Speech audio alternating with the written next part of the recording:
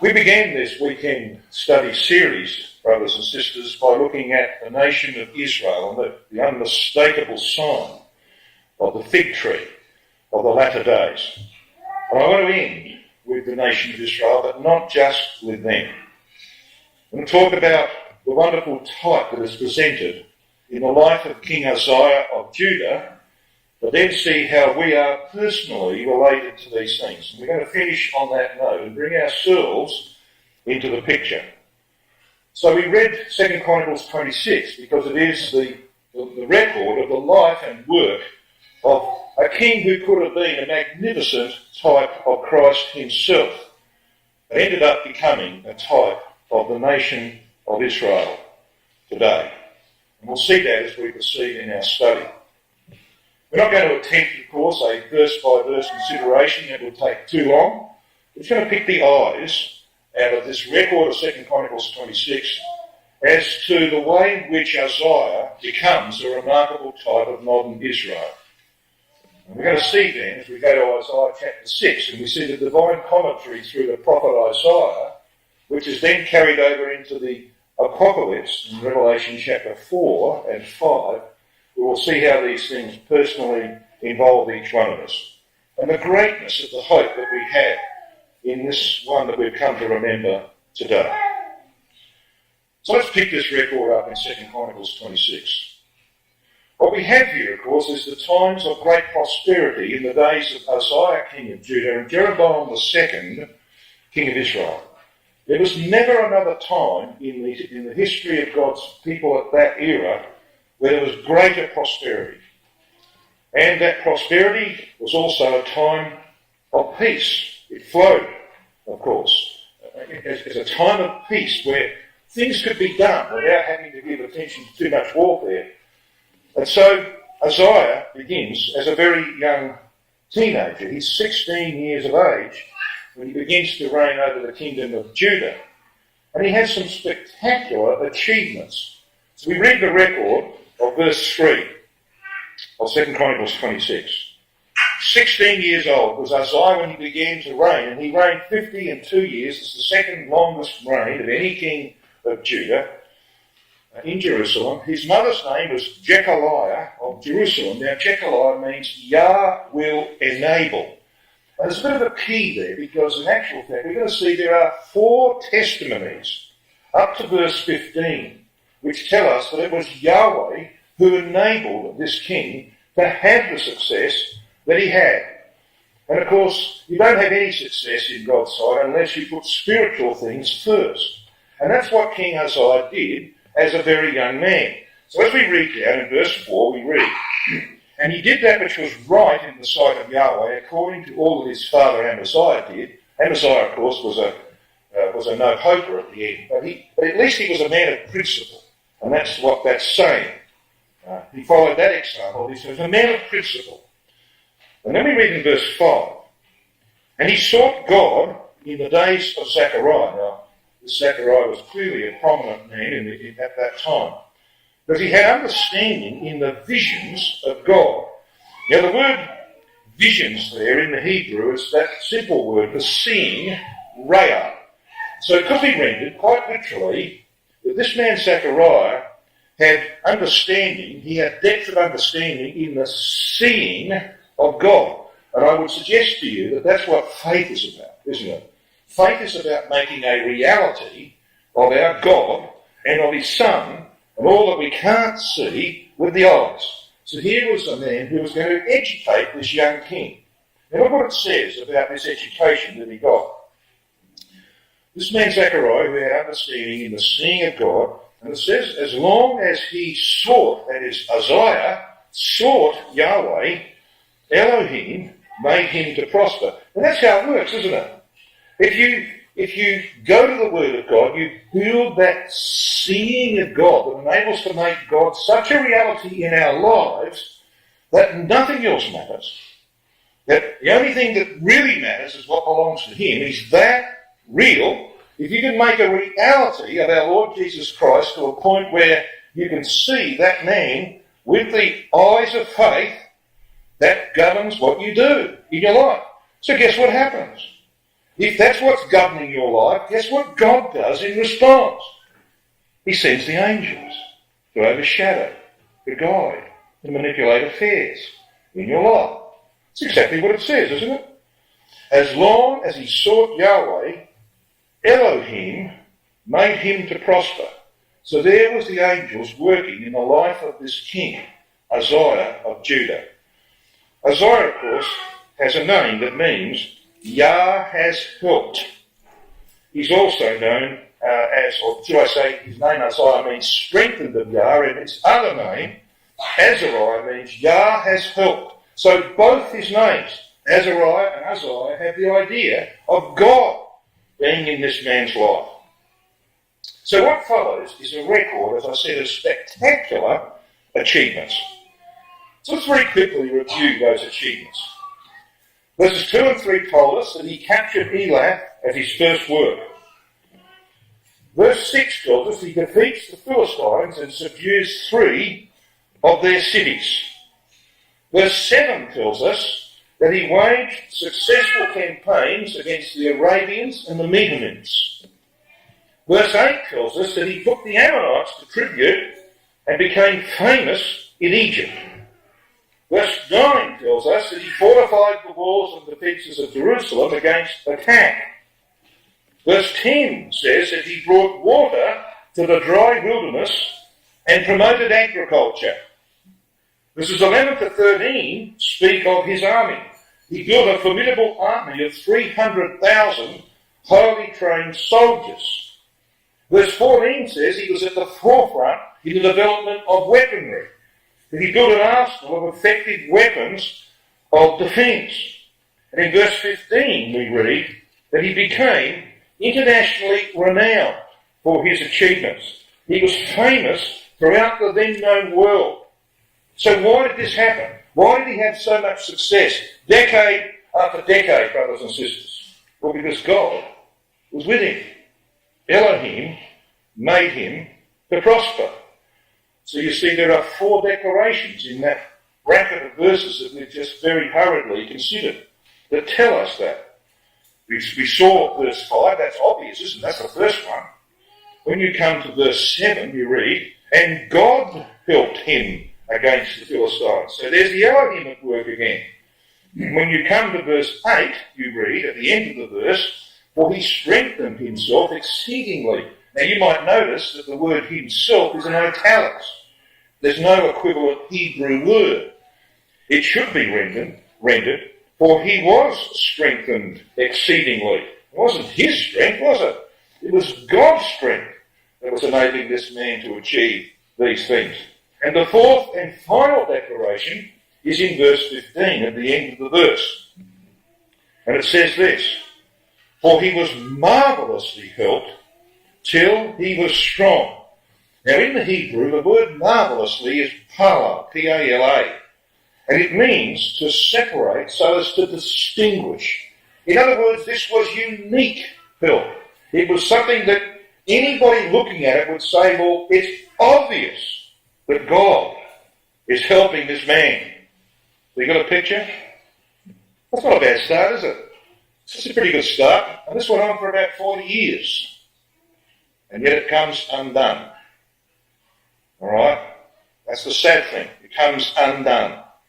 Why? Because the first word of verse 16 is that little 3-letter word that intervenes so often in our lives. Is that not true?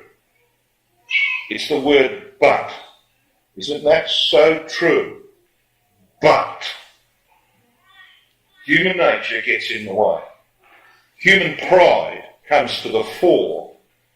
So we read in verse 16, but when he was strong. You know, the Apostle Paul comments on that in 1 of Corinthians chapter 10, I think it is. Chapter 10, he says, let him that thinketh he standeth take heed lest he fall. And it's so true, isn't it? As soon as we get to a point where we think everything's going fine and I'm doing wonderfully well, human nature will trip us up. And that's what happens here. Human pride comes to the fore. When he was strong, it says, his heart was lifted up to his destruction. For he transgressed against Yahweh his God, and he went into the temple of Yahweh to burn incense upon the altar of incense. So why on earth would this man do such a thing? Well, you see, as time went on, and success followed success, and he was celebrated not only in his own nation, but around the world, he began to think, when Messiah comes, will he do greater works than this man, Uzziah? And his answer was no. His answer was, well, look, God has so blessed me, and look at all the things we've achieved. I must be the Messiah. But I'm lacking one thing. He was no idiot. He knew that the Messiah promise, the one that David understood, would be both a king and a priest. He would be king priest. Uzziah was king. He was the son of David. He was the subject of the promises of God, but he wasn't a priest. However, the high priest of the day had the same name as King Uzziah. And we read about him in verse 17. And Azariah the priest went in after him, and with him 80 priests, valiant men. And they withstood Uzziah the king, and said to him, there in the holy place, they said to him, it appertaineth not unto thee, Uzziah, to burn incense unto Yahweh, but to the priests, the sons of Aaron, that are consecrated to burn incense. Go out of the sanctuary, thou hast trespassed. Neither shall it be for thine honour from Yahweh Elohim. You know that God that gave you all of these triumphs? Won't be for your honour from him. You see, in the mind of King Uzziah, there was this picture that he could be the Messiah that the scriptures promised, but he would have to have the priesthood. All he needed to do was to sideline the high priest Azariah to take his job, because his name, Uzziah, the second name, Azariah, I'll take his job and I will be king priest. So, in the old Jewish records, including Josephus, there is an account that he did this on a special feast day. It might have been Passover. It might have been the Day of Atonement. We don't know. But it was a very special feast day. He obviously chose an important day. The accounts are that when he went in, there was an earthquake. And the earthquake split the temple, and this might be a little bit of an elaboration, but it cracked the temple, and a ray of light came in and shone on his forehead, which was now bursting with the corruption of leprosy. So let's read the record. It's possible. Look at verse 19. Then Uzziah was wroth and had a censer in his hand to burn incense. And while he was wroth with the priests, the leprosy even rose up. And in the Hebrew, the language is quite sharp. It actually means it shot forth. And of course, we know from Leviticus chapter 13 that the very worst form of leprosy was leprosy in the forehead. Because the forehead is a symbol for the brain. And if it's coming from the inside, this leprosy, and shooting forth, it is telling us something, isn't it? It is telling us that this was a corruption of his thinking. And if that happened to you, if you had leprosy in the forehead, you had to put your hand over your mouth and go out crying, unclean, unclean. And you were utterly defiled. You couldn't get any worse than that. Corruption of thinking is the worst form of leprosy you can have. That's what he gets. So he's ushered out, and he himself rushes out. Look at verse 20. And Azariah the chief priest, and all the priests looked upon him, and behold, he was leprous in his forehead. And they thrust him out from thence. Yea, himself hasted also to go out, because Yahweh had smitten him. Here's a man who thought he could be the Messiah. And he finds himself to be a leper. So where does he end up? Well, in verse 21. And Uzziah the king was a leper unto the day of his death, which tells us there was no cure for him. He was a leper to the day of his death. He dwelt in what's called a several house. Now let me give you Rotherham's translation, and I would really recommend to you that you jot this down somewhere, because I'm going to make something of this a little later on. in Zechariah chapter 12. Okay? Rotherham's translation of this phrase, a several house, is a house apart. And it's an accurate translation. He was in a house apart as a leper unto the day of his death. And he did die, didn't he? Because we read in verse 21, for he was cut off from the house of Yahweh. Jotham his son was over the king's house. So Jotham takes over the throne as a co-regent. He becomes co-regent while his father is locked away in a house apart. But then we've got the final verse, verse 22. Now the rest of the acts of Uzziah, first and last, did Isaiah the prophet, the son of Amos, write. Now that's an important statement, because we're going to find that Isaiah's got a lot to say about King Uzziah and the things that concern him and his pretension to become the Messiah. We've got a lot to say about that in the context of our Lord Jesus Christ and of ourselves. When we read in verse 23, so Uzziah slept with his fathers, and they buried him with his fathers in the field of the burial. And put him amongst the prominent kings. They put him in the field of the burial. So you see, he comes to an end. So verse 23 is about the year that King Uzziah died. I want you to keep that phrase in mind. The year that King Uzziah died. So brothers and sisters, what was God intending by this record? Well, you see, it would have been marvellous if God had used, or could have used, Uzziah as a type of Christ. But he failed. So what does God do? Is God frustrated? No. He then uses Uzziah as a type of modern Israel. Now let me tell you how that works. Have a look at the history of modern Israel since the late 1940s. Israel became a nation state on the 14th of May, 1948. You know, one of the first things that they did in that era was that they captured and built Elath as a trade city. That was the first thing that King Uzziah did as a 16-year-old. You know what Israel then did as time went on? They captured the Shephelah and the Negev. That's the next thing that's recorded that King Uzziah did in his reign. You know what Israel then did in the battle of 1967? They defeated the Arabs and the Jordanians in battle. Read the record of 2 Chronicles 26. That's the next thing that King Uzziah did. You seeing a pattern here? Yeah, it's deliberate. You see, the things that God got him to do, by his foreknowledge, he knew. The failure would come. He was going to use the victories and the triumphs and the achievements of King Uzziah as a type of his own nation Israel at the end of the days.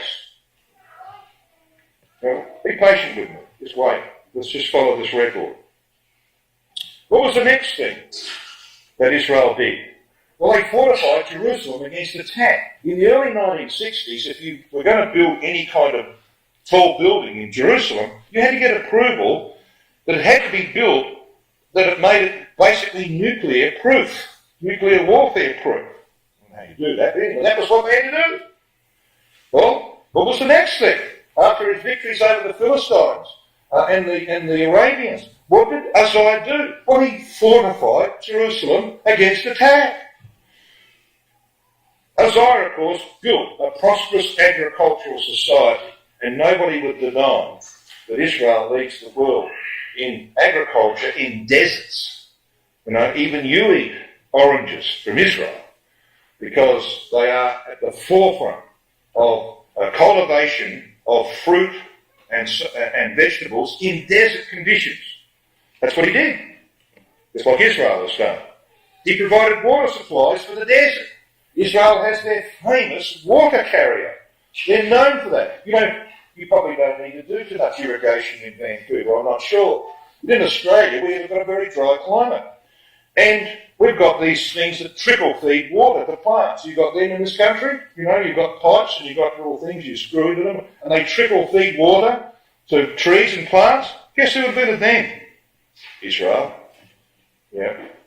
And he invented them to grow stuff in the desert. So that's what Uzziah did, and that's what modern Israel has done. You know what Israel's standing army is when they have to go to war, like in 67 and 1973? 300,000. What was the size of Uzziah's army? 300,000. You reckon that's accidental? Don't think so. And of course, Israel has become a leader in missile warfare. When they took possession of American planes in the 1970s, the Israelis used to remove the American missiles and put their own on because they were much better. And they're still much better. Okay, so Israel today is a leader in missile warfare like King Uzziah was in his time. Would anybody deny, of course we don't, that God has helped modern Israel to get where they are today? Of course we know that God has helped them. They couldn't have won the 67 war or the 73 war without his help. So we know God has helped them, just like he helped King Uzziah to get where he was. But unfortunately, brothers and sisters, just like Uzziah, who attributed his success to his own strength, to his own ingenuity, so does modern Israel. They think that where they are today, they've got there by their own strength and by their own ingenuity. And there's something else, you know. Israel today, and this might, if you haven't heard this before, this is going to surprise you. The nation of Israel today sees themselves as their own Messiah. Do you know that? Let me just prove it to you. Barbara Tuchman, a Jewish historian who died in 2004, wrote a book, which if you haven't read it, you should put it on your list of books to read. It is called Bible and Sword. It's not a difficult title to remember, is it? Bible and Sword. Barbara Tuchman, T-U-C-H-M-A-N. In that book, amongst many other things, and she especially speaks about the role of Britain in relation to Israel in their history, she writes this: not until they came to perceive, beginning in the 1860s, that they would have to act as their own Messiah, did the return to Israel actually become realisable.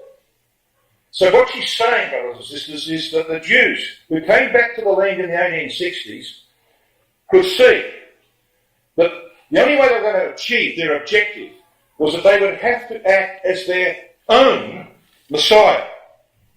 Now that's supported by the writings of Heinrich Graetz. Heinrich Graetz was a German historian. 1864, he wrote these words: the Jewish people must be their own Messiah. Now, do you think that's what happened? Well, I know it happened. You know why I know it happened? Because my uncle went on an Israel trip in 1970. And he and two other brethren met the chief rabbi of Jerusalem of the day. His name was Rabbi Abrahams.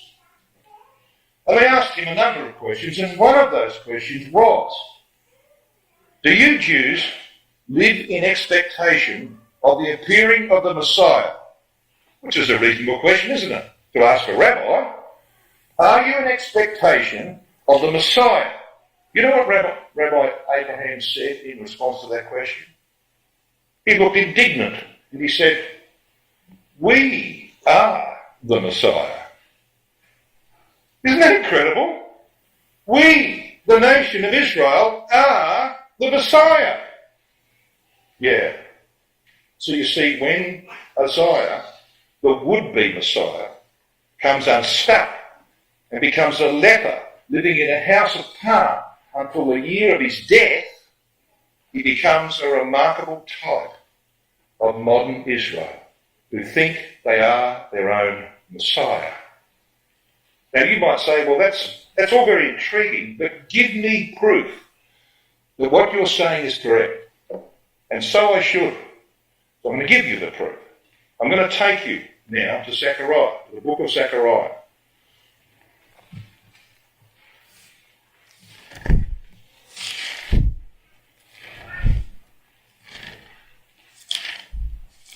When we come to Zechariah chapter 14, first of all, you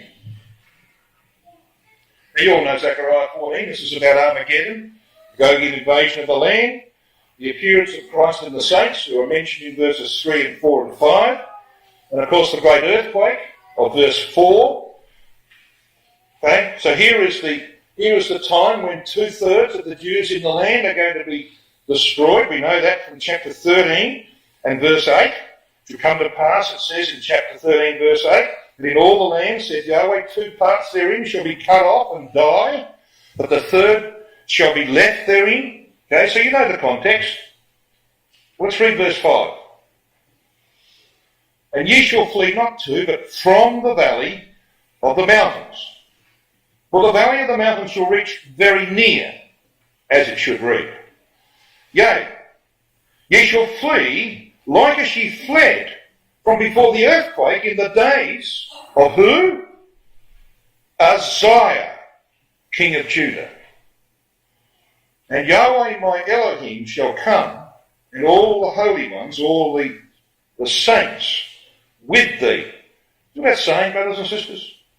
God is going to use an earthquake like as in the days of Uzziah to humble a people who think like Uzziah that they are the Messiah. Yeah. We know there was an earthquake in the days of Uzziah. We're told that in Amos 1 verse 1 and other parts. So you reckon we got this right? Let's turn back a page. Come back to Zechariah 12 and verses 10 and 11.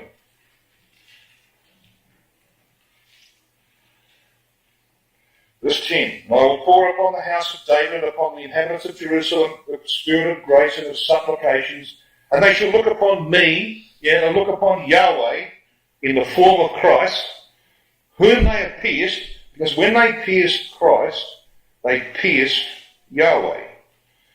Alright, that's what that's saying. And they shall mourn for him as one mourneth for his only one.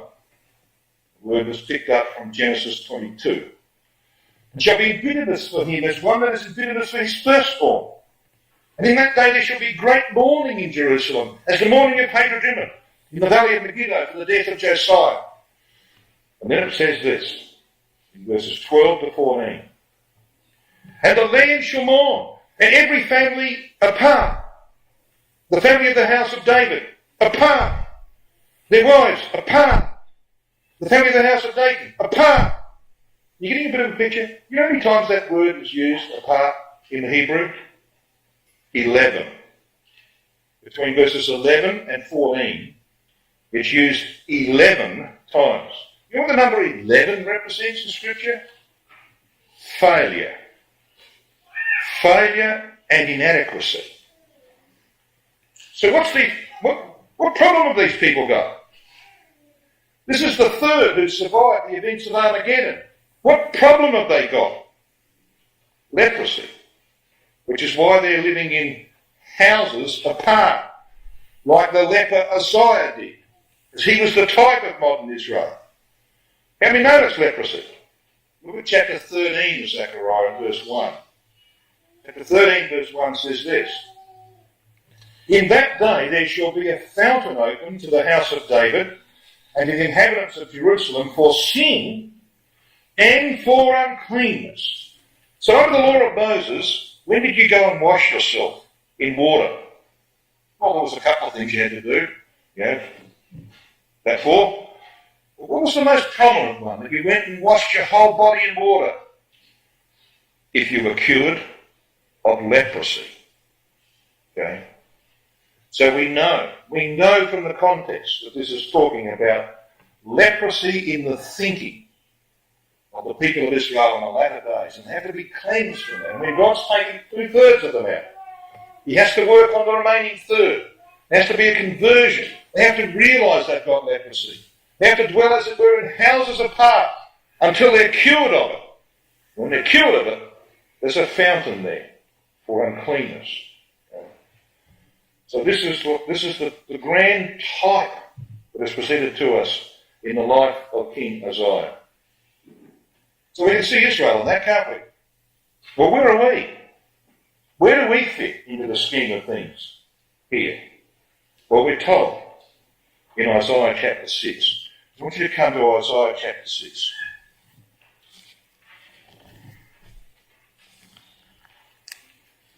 I'm going to ask you to do something here. I want you to come to Isaiah chapter 6 and put your hand in that chapter.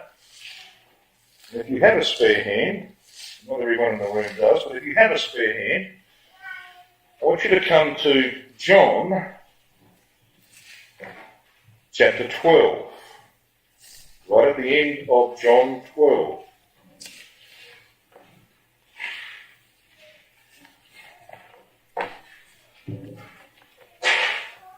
And we're going to read firstly from Isaiah chapter 6. I'm going to read just verse 1 for the time being. And I'm going to flick you over to John chapter 12, verses 39 to 41. Before I do that, I'm just going to point you to verses 9 and 10 of Isaiah 6. So if you're in Isaiah 6, just have a look at verses 9 and 10. They say this, and he said, "Go and tell this people, hear ye indeed, but understand not, and see ye indeed, but perceive not. Make the heart of this people fat, and make their ears heavy, and shut their eyes, lest they see with their eyes, and hear with their ears, and understand with their heart, and convert, and be healed." Guess what?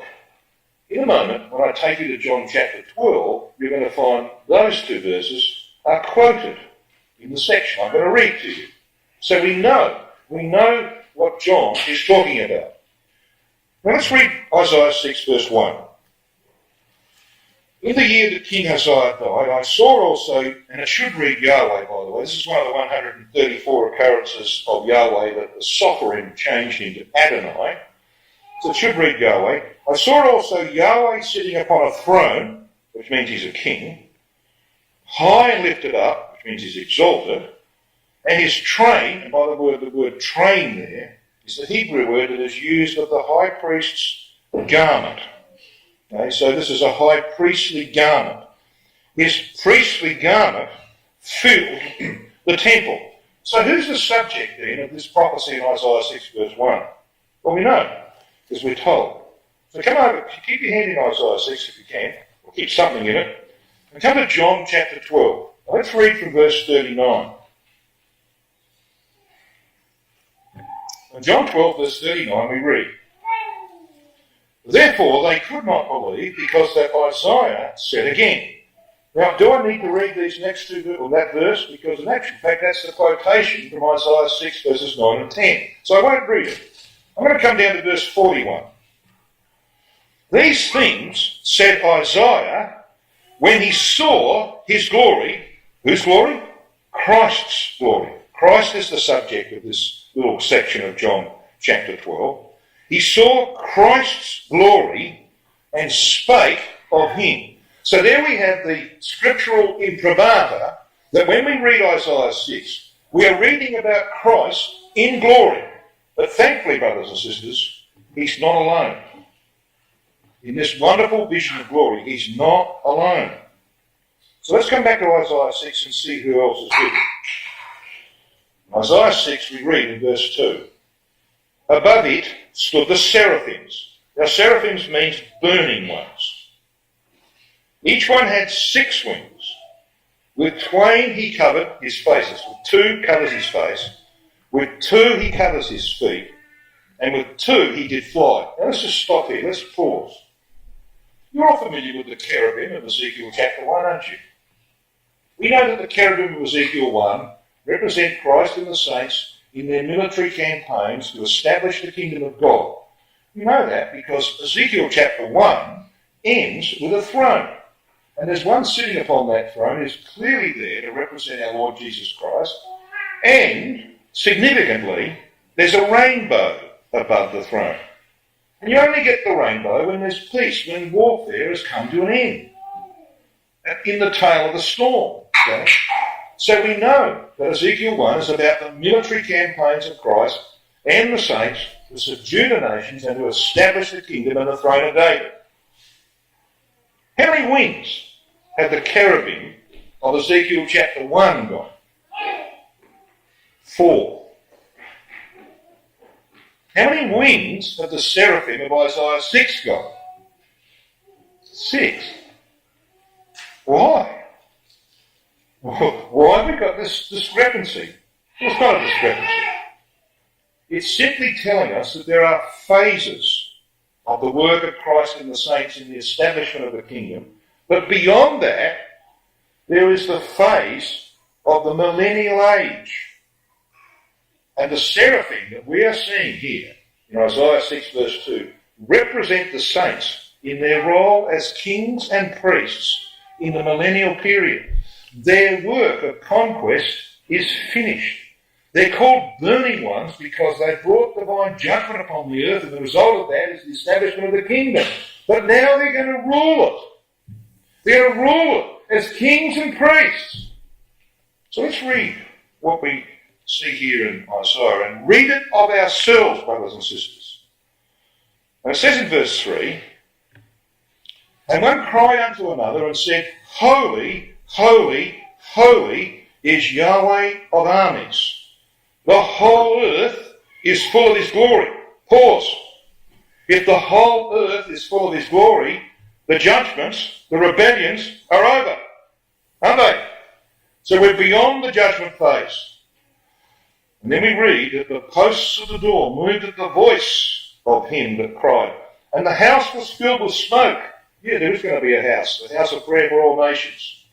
Now, I want you to put something, if you can, in Isaiah chapter 6, and I want you to come with me to Revelation chapter 4. We'll be back in Isaiah 6 in a minute.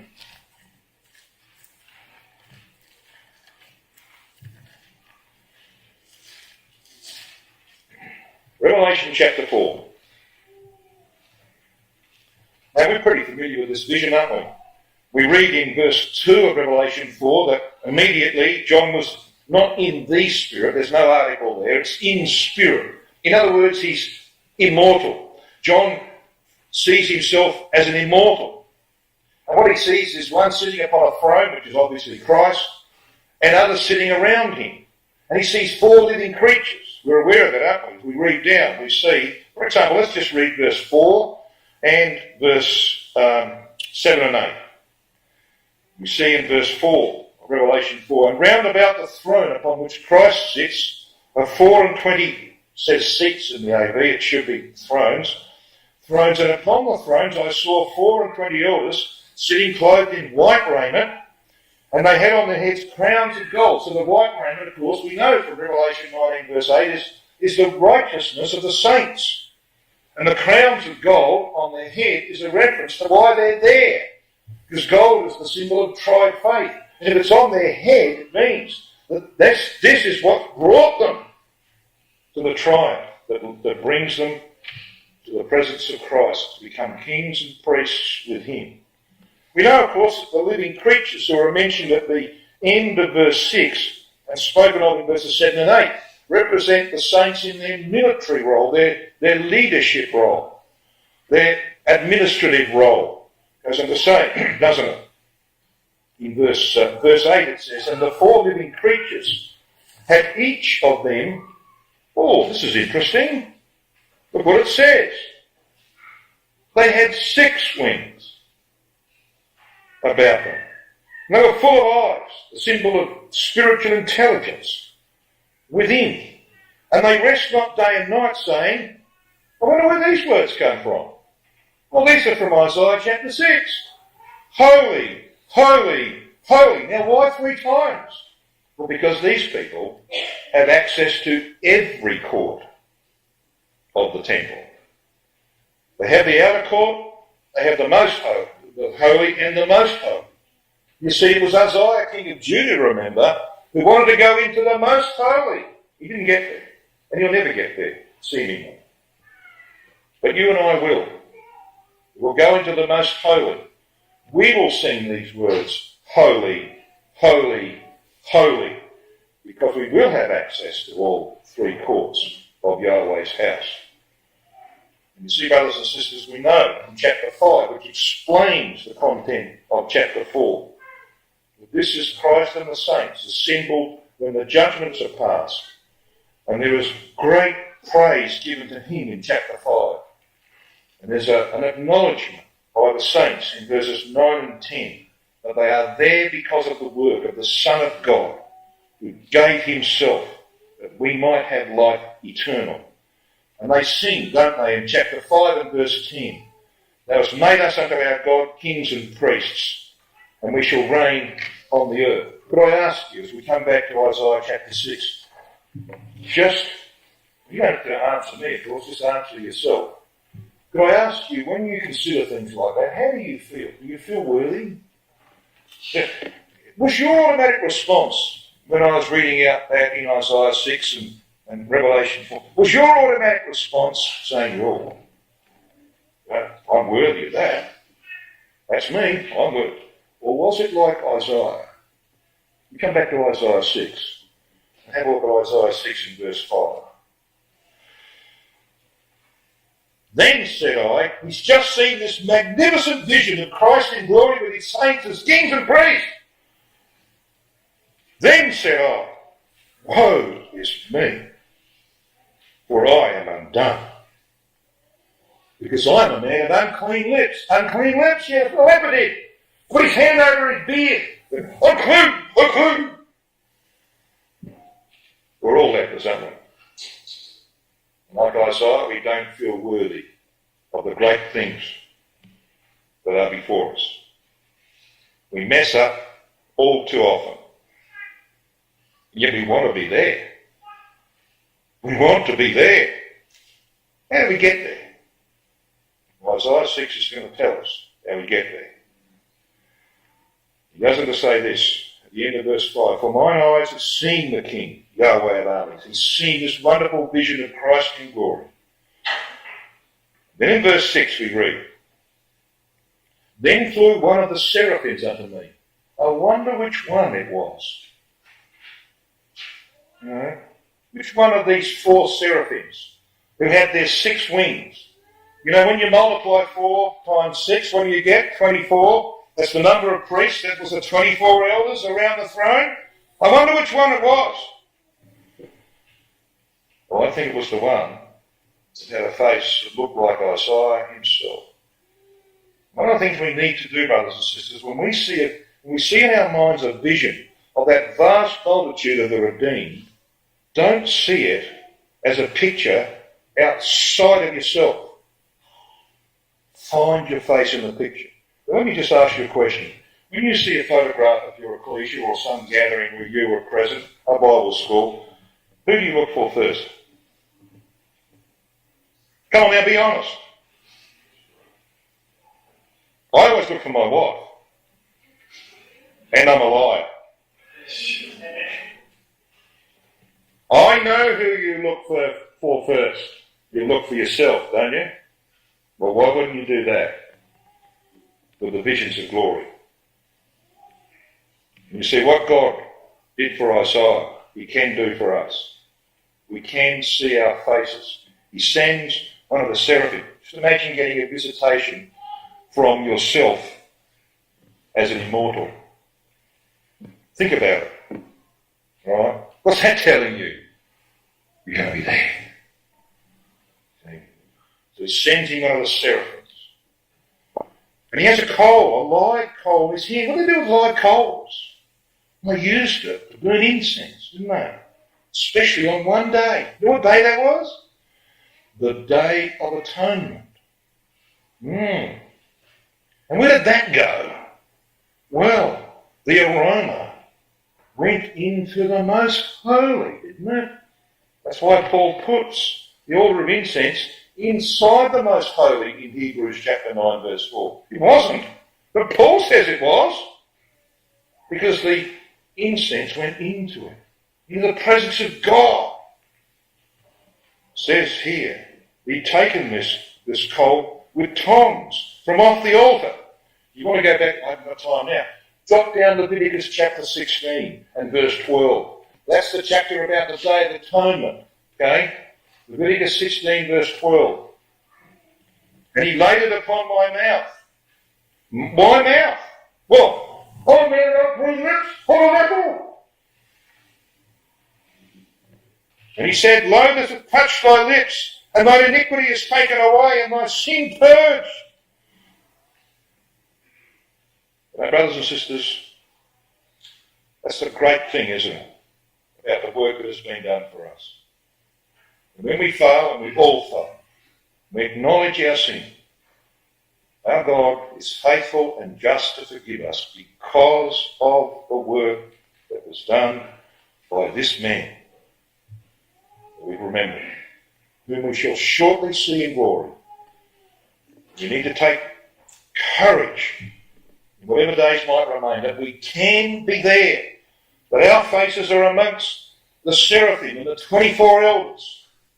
We can be there if we hold on to our faith and lift up our heads, knowing that our redemption draws nigh. So how should we respond to that, do you think? Well, let's see what Isaiah did, shall we? In verse 8. And I heard the voice of Yahweh, as it should read, saying, Whom shall I send? And who will go for us? Then said I, Here am I. Send me. Wouldn't that be nice? If we could all say with confidence, brothers and sisters, that we are so confident that the work of our God has purged us of our sins, that when we meet our Lord, he will not see sin in us, because it will have been forgiven. And that he will say, I've got a lot of work to be done in the kingdom. Who can I send? And we will say what we can say now, and what we should say now. Here I am. Send me. Because that's what that man said 2,000 years ago. And we're here because of him.